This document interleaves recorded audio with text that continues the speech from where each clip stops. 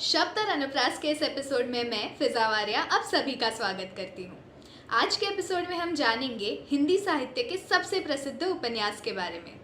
उपन्यास का नाम गुनाहों का देवता और लेखक धर्मवीर भारती। गुनाहों का देवता हिंदी उपन्यासकार धर्मवीर भारती के शुरुआती दौर में और सर्वाधिक पढ़े जाने वाले उपन्यासों में से एक है। यह सबसे पहले साल 1949 में प्रकाशित हुई थी। इसे हम लैला मजनू जैसी बेहतरीन प्रेम कथाओं के साथ रख सकते हैं। यह प्रेम या मानवीय रिश्तों को एक अलग स्तर पर रखता है। ये सब एक इंसान के दूसरे इंसान के प्रति आदर पर निर्भर करता है और उसे और भी बेहतरीन बनाती है लेखक की भाषा और लेखन शैली। वो किरदारों की कहानी के साथ उस समय के लोगों की नैतिकता, मानसिकता और सामाजिक परिस्थिति का एक उत्तम अनुभव दे जाते हैं। कहानी के मुख्य किरदार थोड़े असामान्य हैं, पर बाकी के किरदार उस समय के सामान्य आदमी का प्रतिनिधित्व करते हैं, जिससे हमें उस समय के सामाजिक मूल्य के प्रभाव की जानकारी मिलती है। कैसे किसी एक इंसान का सहवास हम पर हावी हो सकता है, इसका यह उपन्यास एक अच्छा अनुभव दे जाती है। साथ ही दूसरे के भले की सोच में कैसे अपना स्वार्थ छिपा हो सकता है, इसका भी एक अच्छा नमूना दे जाती है।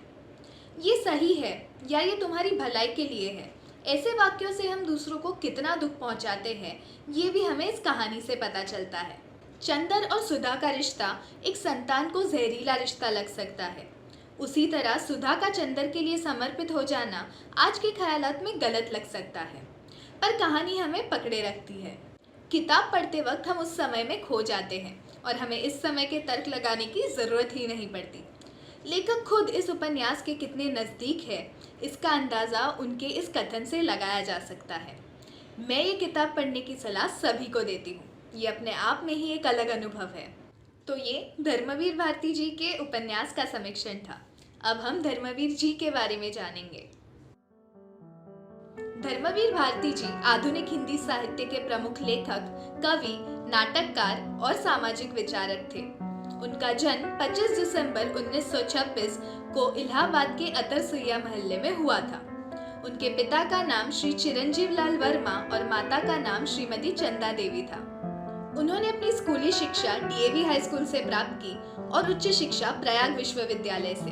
प्रथम श्रेणी में एमए पास करने के बाद उन्होंने डॉक्टर धीरेन्द्र वर्मा के निर्देशन में सिद्ध साहित्य पर शोध प्रबंध लिखकर पीएचडी प्राप्त की। घर और स्कूल से प्राप्त आर्य समाजी संस्कार, इलाहाबाद और विश्वविद्यालय का साहित्यिक वातावरण, देश भर में होने वाली राजनीतिक हलचलें, बाल्यावस्था में ही पिता की मृत्यु और उससे उत्पन्न आर्थिक संकट, इन सब ने उन्हें अति संवेदनशील और तर्कशील बना दिया। इसी अति संवेदनशील और तर्कशील स्वभाव को मद्देनजर रखते हुए डॉक्टर धर्मवीर भारती ने साल 1949 में गुनाहों का देवता यह उपन्यास लिखा, जिसके लिए साल 1972 में उनको पद्मश्री से सम्मानित किया गया। उनके इसी उपन्यास को एक सदाबहार रचना भी माना जाता है।